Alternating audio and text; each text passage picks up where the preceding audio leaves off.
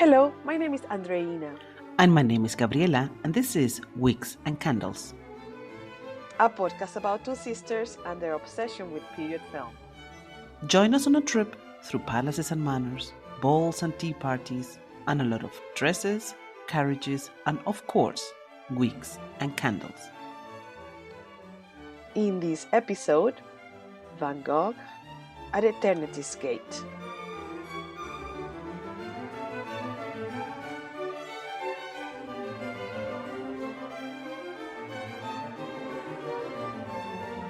So, Gabi, we are finally here recording the final episode of the season. I'm very excited to talk about this movie. Yes, Nene, me too. I'm so excited, and I think we chose a great film to close the season. I agree. This is a very special film, and I think it's a perfect conclusion for our series about artists in movies. But first, as always, before we start our discussion, can you give us just a few facts about the movie? Sure, Nene. At Eternity's Gate is a film that portrays the final years of Dutch painter Vincent van Gogh. It was released in 2018 and was directed by Julian Schnabel. The screenplay was written by Julian Schnabel together with Jean-Claude Carrière and Louise Kugelberg. It has a wonderful cast. On the main role, we see Willem Dafoe as Vincent, Rupert Friend as his brother Theo, and Oscar Isaac as his friend and painter Paul Gauguin. The film premiered at the 75th Venice International Film Festival and was very well received. Overall, especially the performance of Willem Dafoe received a lot of nominations for several awards, including an Oscar nomination for his performance as Vincent. Oh. Maybe it's also good to note that the director, Julian Schnabel, is not only a filmmaker, but also a painter. And I'm pretty sure that this fact will also come up in our discussion later on. Yeah, thank you, Gabi, for those facts, and definitely the fact that Julian Schnabel is a painter as well as a filmmaker will definitely play a role. But also, before we start, even though Vincent Van Gogh is such a well-known painter, we still want to give a few facts very briefly, just to remind us of who he is and what he did. So Vincent Van Gogh was a Dutch painter. He was born on March 30th, 1853, and he died on July 29, 1890. And his work is classified as post-impressionist. And obviously, he's one of the most famous and influential figures in the history of Western art. He painted a lot, but mostly at the end of his life, in just over a decade. And he left about 2,100 artworks, including 860 oil paintings. And what he mostly painted was landscapes, still lifes, portraits, and self-portraits. Those are some of his most well-known and famous works. Vincent van Gogh had a difficult life, and his death was also very sad. He died from as they write it in the internet, from a self-inflicted gunshot at age 37. So it's a very sad ending, obviously, and also just a very sad but curious fact. During his lifetime, only one of his paintings was sold. Incredible. So those are a few. Yeah, it's incredible. So that's a few facts about this monumentally huge life. But we want to focus on the discussion of the movie, of course. So why don't we talk about that? What an incredible and tragic fact of his life. But as so often is history repeating with artists. So then how about we plunge into our discussion? And I would like to Let's do it. start with a very general, but hopefully a good question for you. What was your overall impression of the film? And Can you maybe give us your opinion on the approach the director chose for this film? Yeah. Oh, thank you, Gabi. That's a very big question, but I think it will help us dive in for sure. Um, I'm gonna tell you how this happened. We were choosing movies to watch, and we were struggling. And then we did a quick search, and we had to go really deep, and we found this movie. It was not easy to find. And was we watched the trailer, and we saw, oh, this is the perfect candidate. Despite that, I didn't research anything about the movie. So I sat down to watch it just as you should, without expectation. That's one of the best ways to watch and read or listen to anything. When you don't know not anything and you have zero expectation. So I started watching the movie, and very soon it was clear that this was a special movie. very, it was very fast that you realize, oh, this movie is actually good. This actually is a very good movie, and I'm loving it. And I was struck by the beauty of the film, and then I don't know. I don't know if it was while watching the film or if it was very much at the very end that I saw the name of the director that I knew why it was so good, because I already knew this director. I think this is how it happened. I think I watched, and then I'm sitting there in tears, and then it says directed by Julian Schnabel, and I was, no way, that's why, because I had seen only one of his movies, um, The Diebell and the Butterfly. Is that the correct name? Correct me, please, if I'm wrong. This is a devastating movie based on a book about this man who suffers a stroke and is completely paralyzed. And the only way he can communicate is through blinking one eye. Um, so this movie was incredible, and a lot of what he does in that movie comes back in this one. Um, was that the right name? I only see it in German, but yes, it sounds like it's the right Ah, name. yeah. Okay, sorry. If it's wrong, we'll put the right name. So now to go back to your question, what is my thought about the approach? Um, I absolutely loved it. We have been talking a lot this season specifically about movies about artists and how it's so hard, or maybe it's not so hard, but it's rare to find movies where you can actually understand the mind of the artist. But no, is that is not an issue in this movie. This movie, the approach that Schnabel had in the directing of this movie is completely impressionistic. Is 100% subjective, and he put together an astonishingly beautiful and moving and illuminating film in many ways. And he does this because of how he chose to direct it, and it's very subjective. Most of it is through Vincent Van Gogh's eyes. Like I said, it's impressionistic. There's long montage with just music, no dialogue. There's a million choices that they did in this movie that make it really special and that makes you really feel that you understand where Van Gogh was coming from. Like you can understand what the eye saw, how it was processed in his head, and then put on the canvas, which is what we've been asking throughout this season that we want to see. And they did that amazingly. What about you, Gabby? Thank you, Nene. I think we will agree on most of on most of our comments this time. I had a similar impression. Also, by the opening scene, it you are seeing through the eyes of Vincent. That's the opening scene, and he's walking on a dirty road, and he encounters a girl leading a group of sheep.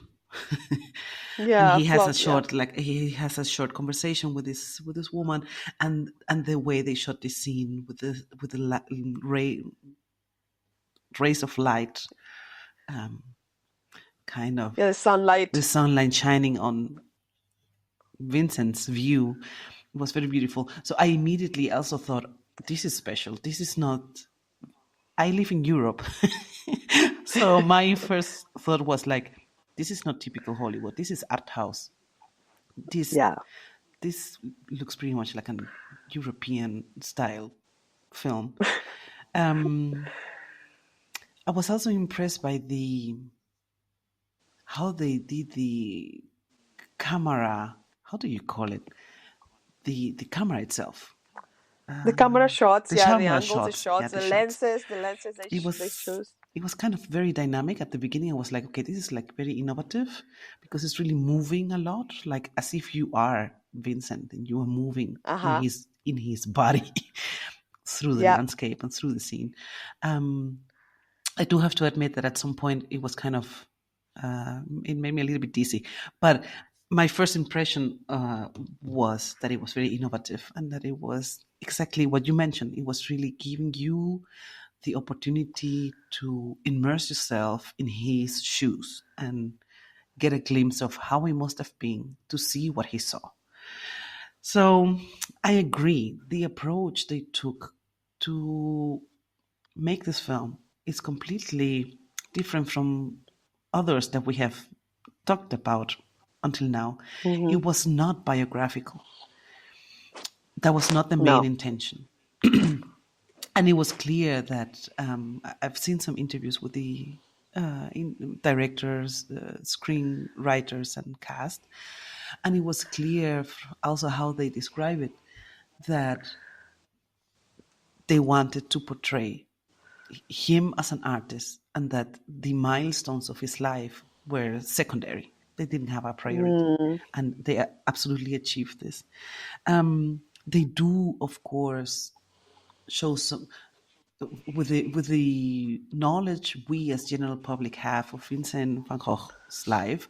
You can still identify some major moments in his life throughout the Mm. film, but um, they include them in a very clever way. They never really show what happened. It's just Vincent talking later on, talking about it. Mm. Um, if I may mention an example already in that context, Yeah. just to kind Yeah. of, Please. you know, because it's not biographical, but you still know what happened. Yeah. Just to illustrate your Just to example. Yeah. illustrate, yeah. Please. I think we all know that Vincent cut off one of his ears.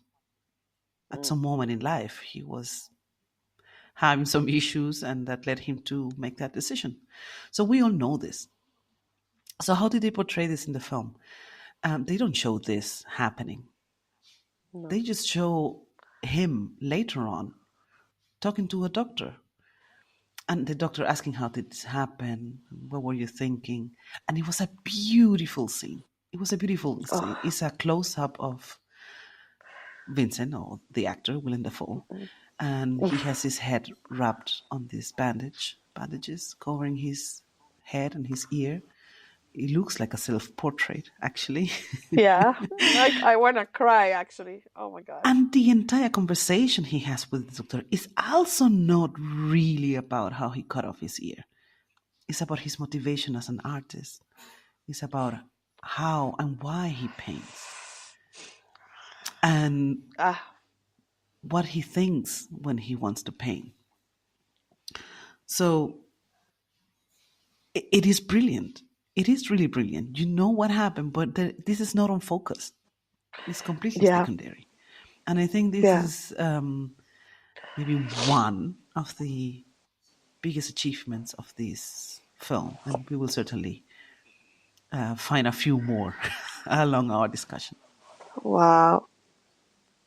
Gabby, thank you for that example because it made me cry just remembering that scene. And thank you because that is a perfect illustration of what we're trying to say, how innovative it was. And I think something that you said was so important that we don't hear, first of all, we don't see him doing it, we don't see the action. And the conversation is not about what he did, but the motivation. And you said the motivation behind his painting. So the doctor is having this conversation to figure out what led him to cut. Like he wants to find out, but the conversation is so much larger than that. The conversation is very much about what he thinks and what he feels and what motivates his actions, his what he does. And the most important point here is that the focus is not on the specific facts of his life, if they're correct or incorrect. Actually, it's very much about subjectivity. What is perception? What is memory? What is subjectivity? How you, I mean, meaning how you see things. Two people might be seeing the same thing, but how you see them differently at the same time. Uh, the the the stories that we tell ourselves inside our minds too, and how difficult it is to express those.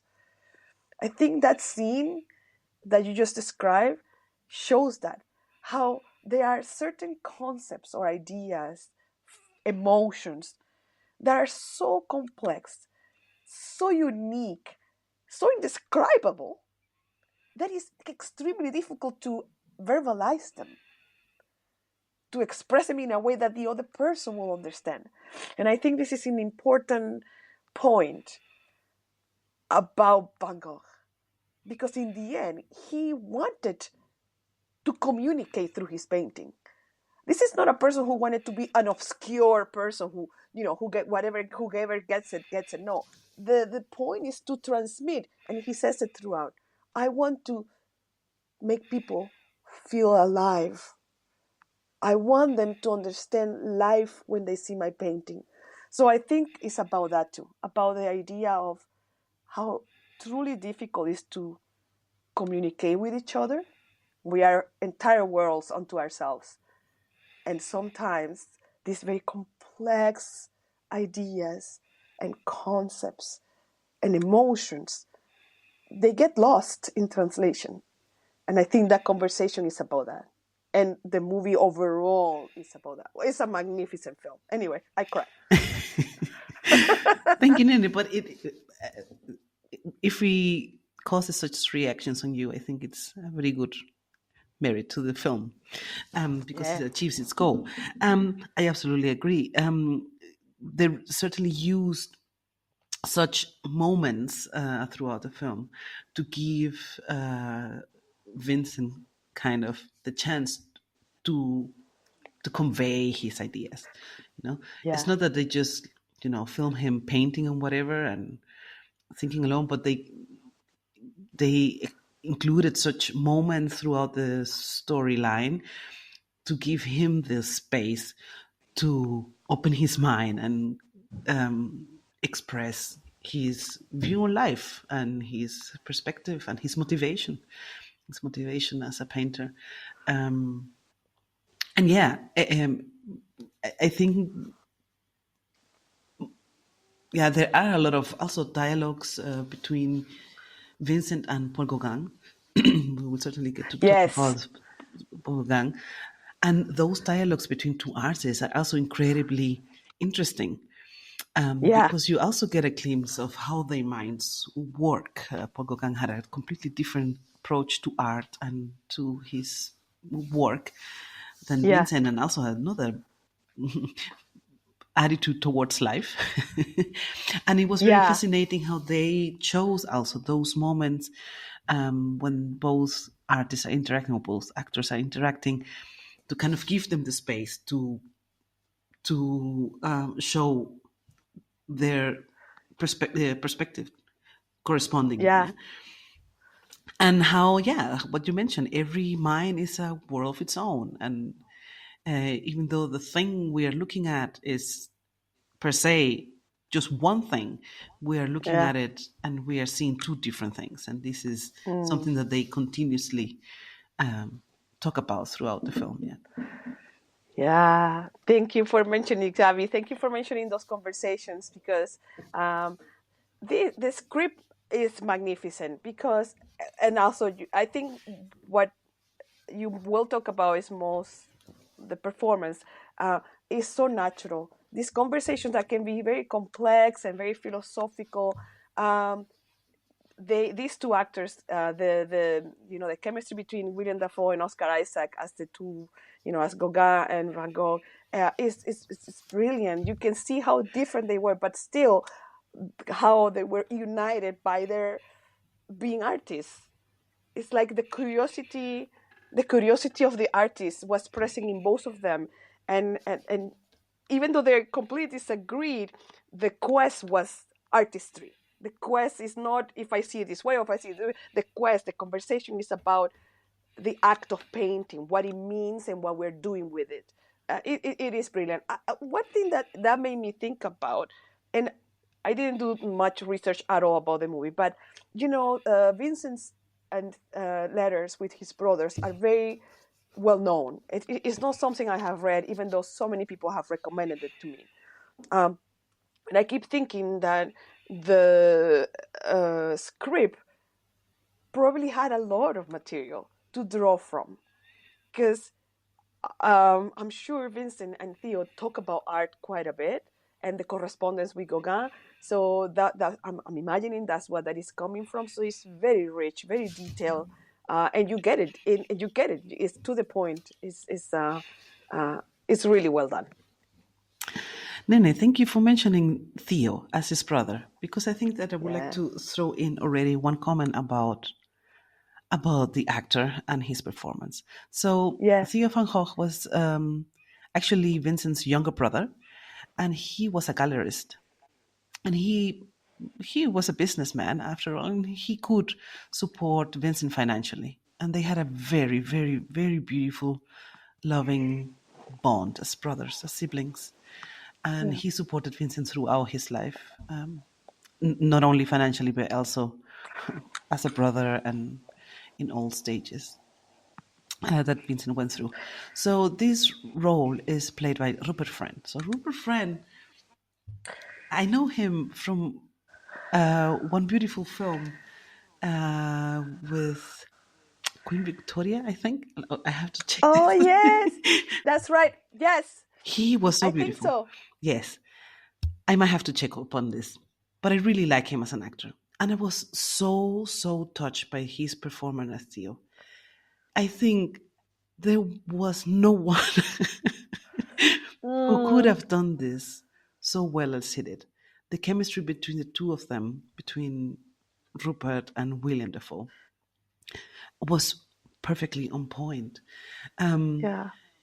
He shows so much empathy and so much humanity, and you can see in his face all the worries he carried for his brother, how much he cared, and how much understanding he had for what Vincent was seeing, leaving for his passion, which is not easy.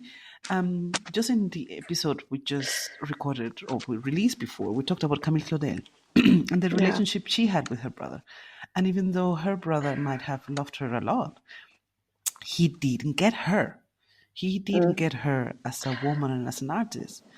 no. But seeing Theo Van Gogh interacting with Vincent, and at least how they portray it, these two actors, No. it was beautiful. And I think Rupert Friend honored the role Theo had in Vincent's life very well, because Ah, he definitely he got him. He understood him, and he supported him yeah. from the bottom of his soul. Yeah. Oh, I agree. I agree with 100%. What a beautiful performance.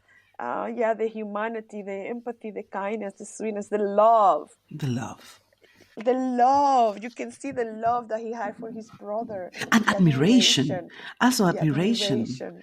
Yeah, so which is at the same time a sign of respect for what he did, not just like, okay, I don't know what you're doing, and you're just a drunk in a little town, and I just who doesn't earning any money. It could have been like that, but he wasn't. He supported him Mm-mm. wholeheartedly. That's right, and they do mention this is mentioned throughout the movie because I think the movie shows the last few years of his life in uh, Paris, but then in the south of France, where he did his most famous paintings, right? All the very sunny landscapes and sunny flowers and the sunflowers. Um, and the town, I think, is Arles. The townspeople, they were tired of Vincent Van Gogh because Mm. he drank and he had some episodes, right? He suffered from mental illness, and this is one of the things that most people know about Vincent Van Gogh. He painted a lot. He had mental illness. Uh, he cut off his ear, so there's a lot of uh, kind of like cliche ideas about him. Uh, and the movie shows that, yeah, he was not an easy person to have around because he did have those, I'm not sure how to call them, those episodes where he will lose his memory. He didn't know what was happening. And you can see how Theo, despite this, he never lost his patience. He understood that it was an illness. He understood that it was not a personality flaw or anything like that. He understood it was that he was sick Mm. and that he was a brilliant artist Hmm. that was sick. Like the separation between the two. Hmm. It's really moving. I was crying when Gabby was describing that because it's really, really moving. And the movie also makes this aspect of Van Gogh's life, his mental illness, very visible too. Everything is made visible. This movie truly shows, doesn't tell. Hmm. Yeah, so throughout the movie we see how he feels those episodes. Like he kind of, his mind goes black, like it goes dark, and he doesn't know where he is. And many times, Schnabel plays with sound. He not only plays with image, he plays with sound as well. It is magnificent. He truly is using all the tools of film to tell this story.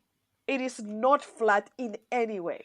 So we see how Vincent sees the light, how Vincent sees faces, how he goes through life when he's walking through fields and being inspired, listening to the wind. Everything is alive. Also, these episodes where, and we see a few of them, where he's healthy, he's painting, but inevitably he has a, I don't know, it's a psychotic episode of what, I don't know what he has been diagnosed with. I don't know what he had, but he does a lot of playing with sound in the sense that he's having a conversation and we're hearing the audio in the conversation, da da da da da, and then he starts, literally losing his mind a little bit and he runs away, and then the sound starts to repeat the conversation he just had. He starts hearing it in his head, and is you can feel you're inside his mind.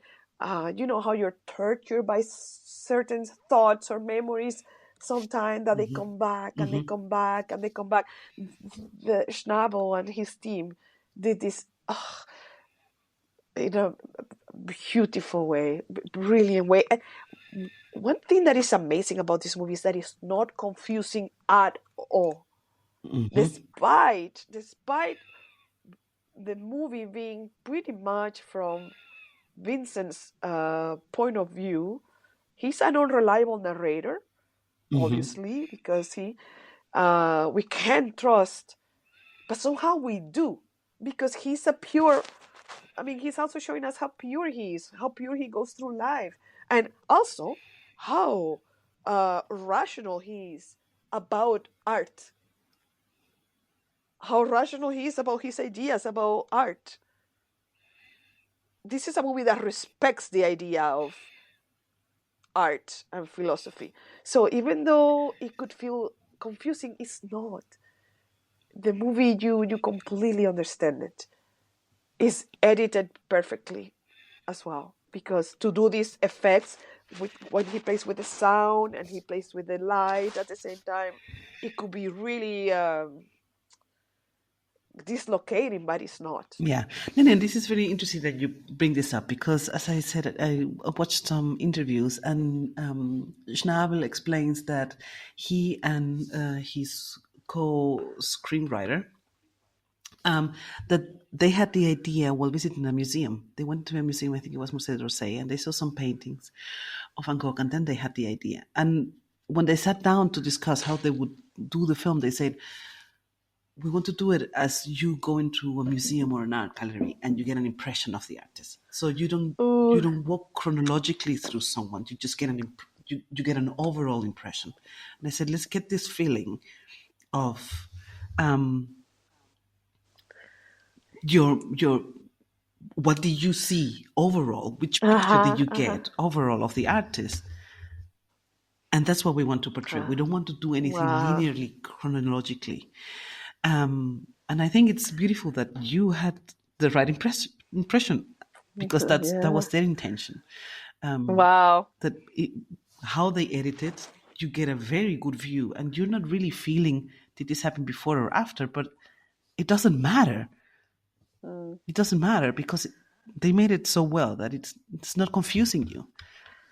Yeah. Wow.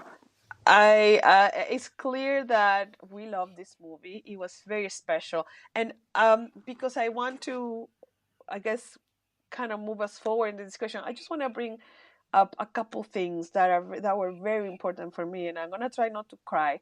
Um, One of my favorite writers of all time is the art critic John Berger. I read his book of essays when I was in college, and it's one of my most important books of all times. Is the his collection of essays called The Sense of Sight. And there's one essay in that book that is one of my favorite things that I have ever read, because when I read it, it validated me in an incredible way, and I have hold on to that essay entire from the rest of my life. Like this is kind of like what I hold on to, and in this essay, he's describing a time in his life when he was feeling in a terrible, dread. He was in a terrible crisis, a mental health crisis, life crisis. He was suffering deeply, existential dread. He was just not doing well. And then he was in a city, and then he saw, oh, I'm gonna go to the museum, and I'm so sorry I didn't copy which museum he went. But he went into the museum and he thought, I'm just gonna go in and I'm just gonna distract myself with this. But he didn't expect anything from going to the museum. But when he got in and he got face to face with Van Gogh's work, his outlook changed completely. And if I may, I want to read the quote that I selected from that essay. Um, So, quote, still, I found myself glancing at the paintings and then looking at them. The potato eaters, the cornfield with a lark, the plug field at Overs, the pear tree. Within 2 minutes, and for the first time in 3 weeks, I was calm, reassured. Reality had been confirmed. To me, because end quote, to me, this essay and this quote is about our need for art, um, what art does for us, especially people who are open to it. Uh, that is not just a flat thing that we see on a museum. That is something alive, something that confronts us with ourselves, something that has a real impact on our lives. Um, and I cry, obviously, when I was watching the movie, because there's a moment when Van Gogh said, when he's, I'm not sure in which conversation, there were so many conversations that he had, when he says, I can show people what it feels to be alive. He says that when he's describing what he does.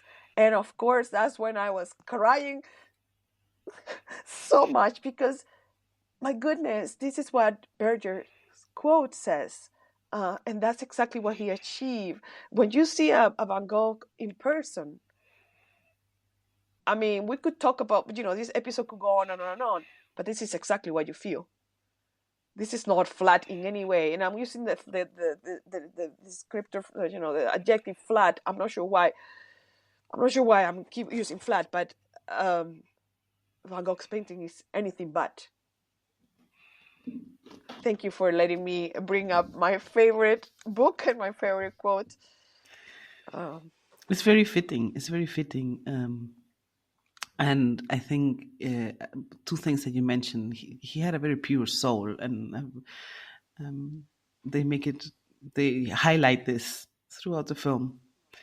How he saw everything, how he saw life, and maybe this is one of his biggest achievements as an artist, that he was so convinced, and he was so passionate about what his motivation was with his art, that this is why it has transcended time and still touches us today, and why it makes you feel, okay, this is so full of life when I see one of his paintings.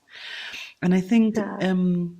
maybe to also highlight that part, Nene, there is a scene pretty much at maybe towards the end of the film, where we see Vincent in psychiatric clinic, and Yeah. he is summoned by a priest. And the priest is played by the beautiful Mads Mikkelsen, which is one of my favorite actors. That was a great Oh, surprise. it's a great surprise. And they had a conversation because the priest wanted to kind of check up on him and see if he could release him from the clinic or not. And they have a beautiful conversation. And the priest, you can see very clearly that he was trying to provoke Vincent, and he was trying to fall on a trap and make him look like he's not being rational about what he's saying. But Vincent is so convinced about his art and his motivation, why he does what he does. And he's so eloquent that he really manages to convince this priest to release him. Yeah. And so he does. Yeah, he releases Vincent. So I think this is also a very good, again, a very good, a very clever way of the filmmakers to include one of one moment to give Vincent again the platform to show Mm-hmm. what moved him, what drove him, and what he was convinced of. And I think, as I said, it matches to your impression today, to what Yeah. you feel and what you perceive by looking at his arts. I think we can close this part of the discussion so we can move on to our quiz. Okay. So to start, what is your sweaty week? One thing you didn't like about the movie. Oh, my sweaty week. It's a very minor thing. I mentioned this at the beginning. At the beginning, I was very impressed by how they moved the camera, because I thought, oh, this is kind of cool. But at some point, after I don't know, 30 minutes or so of the film, I was kind of getting a little bit dizzy. Eventually, I got used to it, and I understood the intention behind it. But I have to say that somehow it got my attention. So if Mm. it gets your attention in a negative way, and if it makes you dizzy, maybe they overdid it a little bit. It's a technical Mm. thing. It's a technical thing. As I said, I understand the intention behind it, but maybe they could have toned it down a little bit. Very Oh, simple, see. sweaty week. How about you? Yeah. I have no sweaty weeks. Oh, I very, have no very sweaty weeks, but interesting. I have zero sweaty week. I love this movie completely, totally. I have not a sweaty week, but a little anecdote that I want to add maybe here in a sweaty week, in the sweaty week portion. Um, I was listening to a podcast, which is all I do every day of my life. And this was this cultural critic who was interviewing a wig maker that works in Hollywood. they were having this conversation about wigs, and obviously I thought of our podcast. Excuse me. In the conversation, the most important part of the conversation is that she said, most of the actors that you see on movies or TV shows are wearing wigs. You only notice that they're wearing wigs when the wigs are bad. We're gonna have to start testing this argument from now on. I was like, I almost started, crying when I heard that, because like this is extremely relevant for us, this conversation. But why am I mentioning this in this part of the conversation? Because the only sweaty week, which is not a sweaty week, was that at one moment, because I am now aware that most actors are wearing wigs in movies.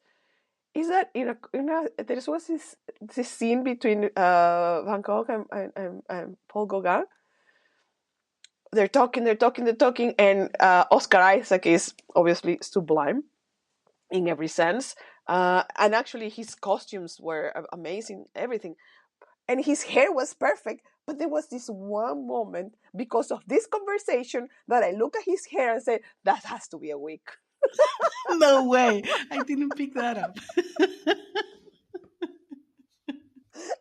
Sorry. So that was the only sweetie week. It's just this conversation this podcast reminded me of that. And then I was like, oh, is this a wig? So I would have to go back. All right. Let's move on to the next question. What is your shining candle? One thing you love? Wow, Nene, there's so many. And by nature, I'm indecisive. Still, I'm going to really try very hard. And I will maybe summarize all my 30 weeks in one. My shining candles, my shining candles.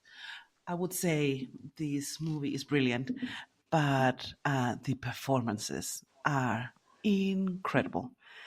Mainly, of course, of Willem Dafoe. And if I may say something, I hadn't seen Willem Dafoe in a long time in a film. And I watched this and I was mesmerized. And I think maybe even watching the trailer, I thought they couldn't have picked anyone better than Willem Dafoe for this role. It was like this role was made for him, and he was made for this role. He was absolutely brilliant. And then after watching the film, I went on researching and I wanted to see his filmography. And I realized he has tons of films. He has done so many things, but nothing really along the lines of Eternity's Gate. Maybe his most famous film is Platoon in the 80s, for which I think he even won an Oscar, if I'm not mistaken. I would have to research on that. The thing is, he has done a lot of science fiction. The last major films he did was the Spider-Man series. So I didn't have Willem Dafoe in the canon of art house films. No. Not at all. Yeah, that's interesting. That's Not at all. interesting. And he blew my mind. He blew me away. Subconsciously, I knew, okay, Willem Dafoe is like an authority in the movie industry. He's a veteran, and I know he's good, and I know he's legendary at some point. But by looking at his filmography, it was like he went completely out of everything he had done before to do this film, and it was just brilliant. It was brilliant. Yeah. The way he talks, the way he carries out, he delivers the dialogues, or sometimes the monologues now, because there's scenes where he's also just talking. Absolutely brilliant.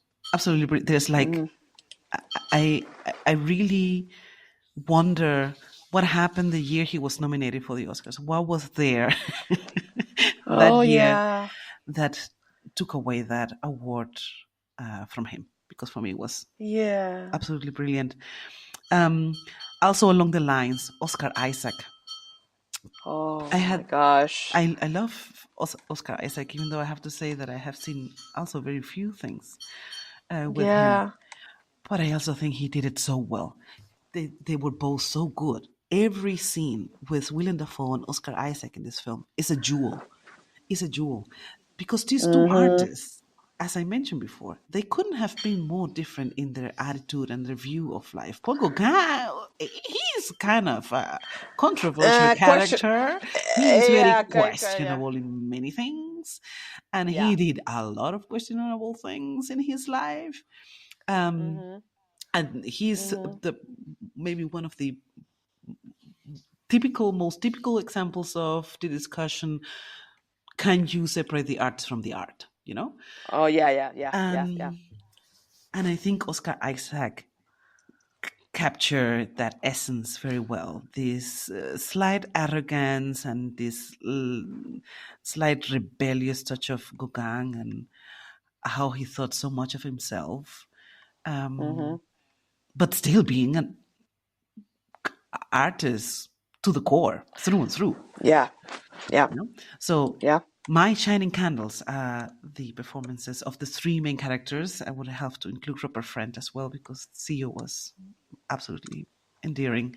So Willem Dafoe, Oscar Isaac, and Robert Friend are my shining candles in this film. Oh, they were, yeah. Thank you for that shining candle. Very appropriate, needed. 100%. Willem Dafoe's face is magnetic. He pulls you in. And this is what they do in this movie. You said this movie is his face. Yeah, it's his face. Um, I just want to add that he has over 150 films that he has done, and he has done a lot of art. Like he's so prolific that he has done Hollywood movies, but he's also done weird movies. Like one of the recent ones that I saw with him was The Lighthouse. Such a weird movie, black and white, with Robert Pattinson. It's just a completely mad movie, brilliant. Um, he also did The Aquatic Life of Steve Zissou. Let me make sure I say that Oh my gosh, he properly. did. He was in Poor Things, which Steve is Zissou. still in my watch list. There you go. So yeah, no, 100%. This movie, he deserved this. Yeah, we have to go and check um, who was nominated that year, who he lost to. Yeah, he also and I haven't seen this movie. The Florida Project is one of the most acclaimed films of recent years, and he's on that movie as well. So anyway, a brilliant. You know what? We're going long, but anyway, I want to say my connection with William Dafoe is a very, very, very special film, which is The English Patient, which is one of my favorite films of all time.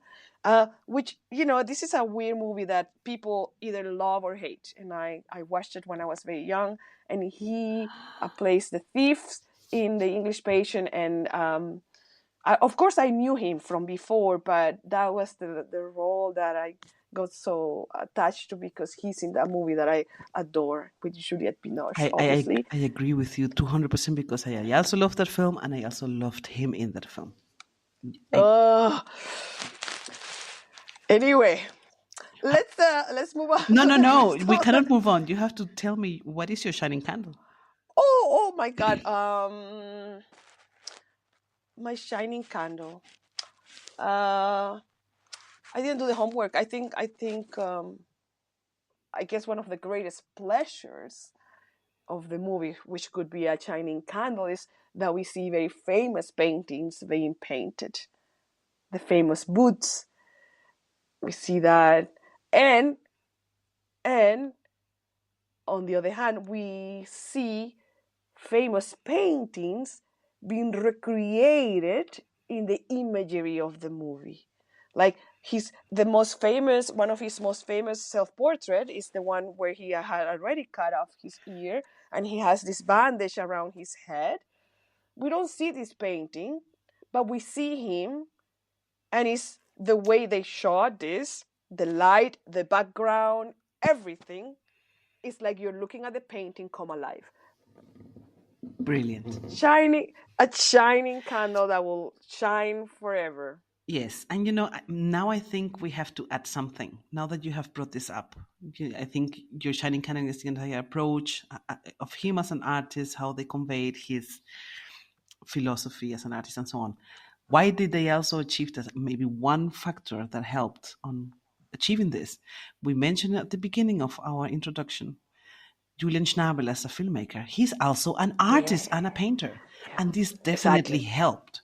His view as a painter and as an artist definitely helped to achieve this, to set the right tone, to find the right approach to portray this. And Julian Schnabel and Willem Dafoe have been friends for many years, so they Mm-hmm. had a lot of opportunity to talk and connect and everything. And he even taught Willem Dafoe some basics of painting, so that he could paint on scene and make Yeah, it look believable. So I think we also have to give the credit to Schnabel for bringing exactly this expertise as an artist and as a painter into the filmmaking of this yeah. movie. Thank you for mentioning that, Gabby. That is very important. I think I don't think it helped. I think it made the film. The Yeah, fact that he's a painter. practically. Yeah, it's not Hmm. that. This was the person to do it, and he's still. I believe, still active as a painter. He's still active as an artist. He's made a few films.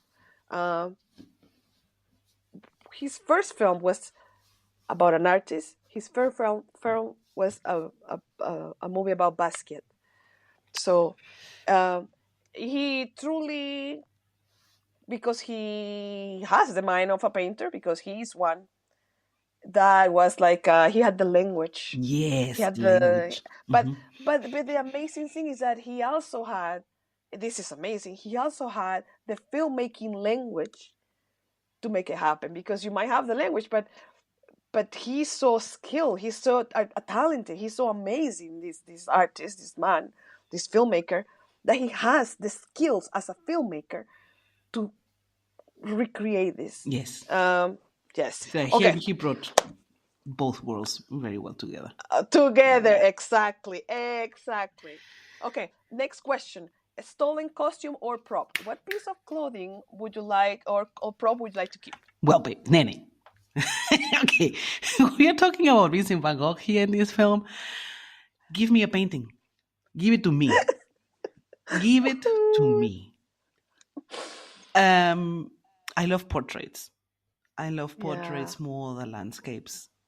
They yeah. talk to me. I love to imagine the story behind each person. I love when there's a portrait whose face is so captivating that you really have the feeling that they're talking to you. So please Mm-hmm. give me a portrait of Van Gogh. Of course, I would love to have Dr. Gachet, because the story behind Yeah. Dr. Gachet's painting is very fascinating and mysterious. So Yeah. if I could steal even Hmm. a copy made in a film set, I wouldn't mind if I could have Dr. Gachet in my house. Wow. Well, that's obviously the best stolen costume or prop. How about Um, you? for for me, yeah, I was so taken by the movie that I wasn't actually thinking about that. But I did love Vincent's boots, which are very famous. He painted them beautifully. There's this amazing portrait of boots. I guess it's a still life. Correct myself, is a still life of his boots. And um, yeah, the actor Willem Dafoe is wearing the boots, and they were beautiful. His costume is beautiful too, like Mm, the blue of his suit that he wear, like his pants and his jacket that he's wearing all the time. A very very pretty blue. But I guess I'll keep the boots. very well. They were very raggedy, but they were beautiful. Well, yeah, well, he was Boots walking of an those fields, artist. huh? Yes. The boots of an artist. Oh my God. I mean, yeah, yeah, please. Yeah. Okay, for the next question is, this movie takes place around 1888, 1890. Is that correct? Hmm. Yeah, so would you travel? Would you time travel to this time and place? Um, Nene, most definitely. And also to the south of France. I mean, we're in a condition for the Weeks and Candles time travel question to this time and place. Yeah. Definitely, Nene. It was a fascinating time looking at art, what was happening in the art world during those times. Um, It was groundbreaking. And funnily enough, Vincent Van Gogh and Paul Gauguin, and they were they are considered impressionists, but they didn't really belong to any movement. They were kind of satellites around the Mm, impressionist movement because they had a style of their own, and they were so different from all the rest of the classic impressionists that were working at the yeah. time.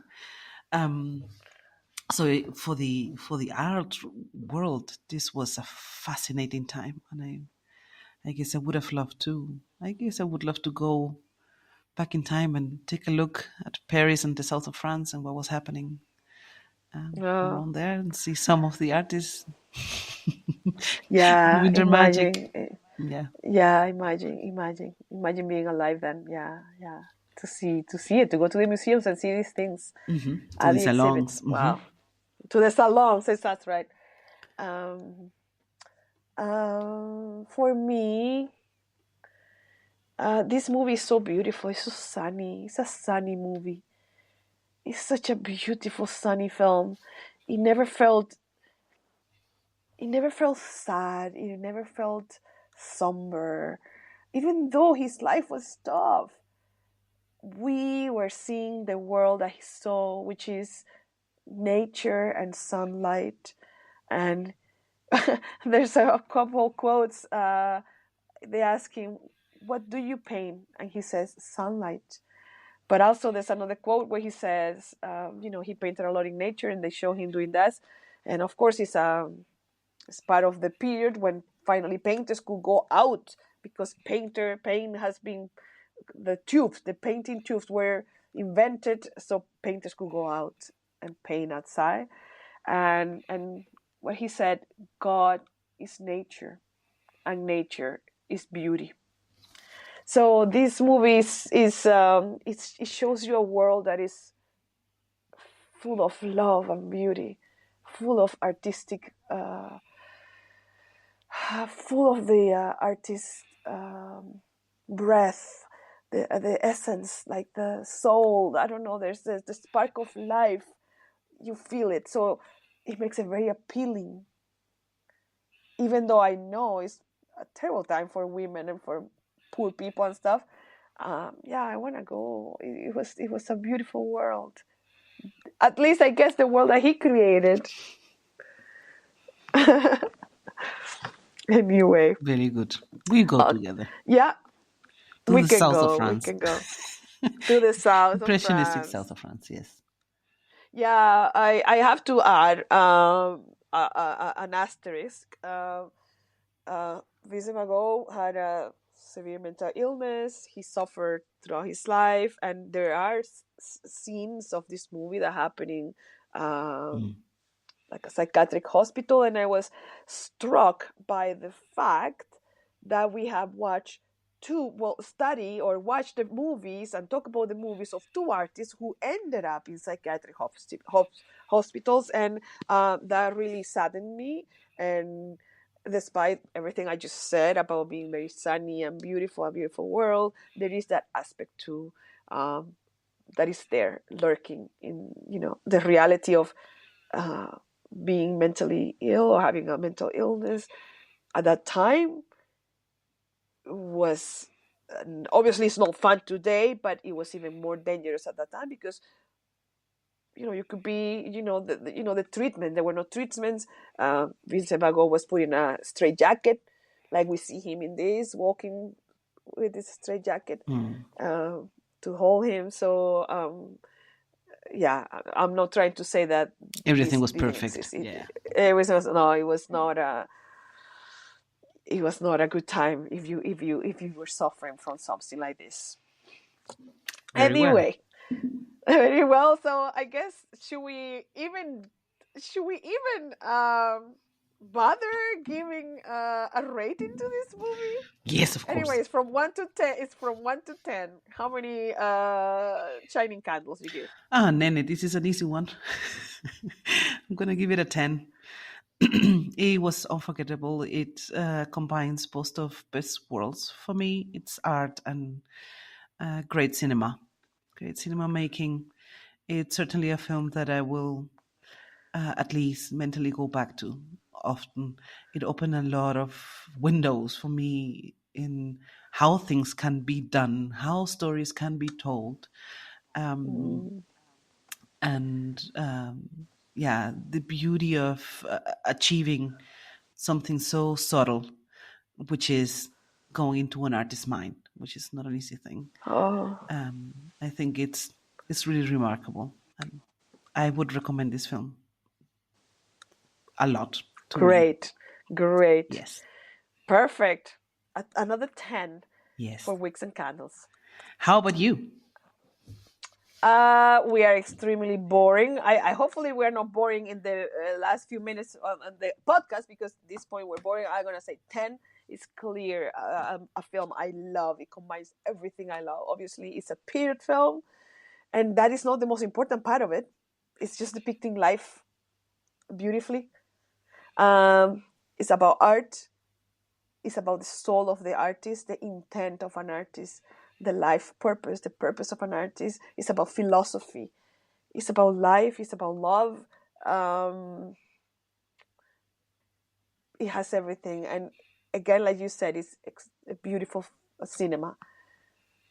Just as a movie itself, it just is moving, but also technically beautiful, proficient, like excellent. So, Hmm. all right. Very well. Very well. So, Gaby, thank you so much for watching this movie, discussing it with me. I think it's the perfect movie to end the season, a very short season, but a special one. Thank you, Nene. Also, thank you for your beautiful insights and rich inputs. I think when we started this endeavor of making a season focused on artists and art, um, we were not expecting to end up with this. We actually, if I look back on the four films that we watched, I had high hopes on Camille Claudel, very high hopes and very high Mm. expectations, and it's even now more beautiful to look back and say, actually, there was one little surprise along the road that really stole my heart, and I think it was this one. Even though I have to say, um, the film about Hilma of Clint Hilma will always have a special spot in my heart. I admire Hilma as an artist so much, and I think it's also one of the best films I've seen in the last 10 years. But yeah, I had seen that one already, so I knew what was expecting me. So I think Mm. this one with Vincent's story, as I said, I think it was a nice surprise along the road that I was not counting on, and I think I Oh, think we did a very good job in our short but art focused season. I hope, yeah, Gaby, thank you for that. Thank you for that. I agree with you. It was a very pleasant surprise. And to me, I think it's a special movie because um, I'm not an artist, I'm not a painter, but I identify with Vincent because I also suffer from a mental illness, and it's extremely hard to live with that, and your sense of self, and whole lot of things that go with that. So I suffer for him. I felt for him. I the movie really humanized him, and um, an amazing surprise. Uh, Thank you too, Gaby, for your knowledge of our history and artists. It was very enriching as well for the discussions. Thank you. All right. Well, with this, we conclude our fifth season, which we dedicated to artists and their art and movies about art. Thank you for listening, and see you soon. Thank you. Stay tuned. Bye bye. Bye bye.